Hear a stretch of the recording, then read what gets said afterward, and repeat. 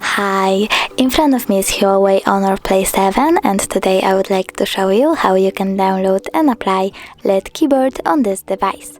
Firstly, open Play Store. Then type LED keyboard.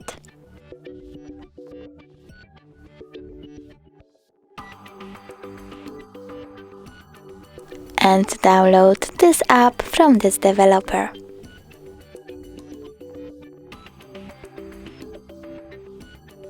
Open it,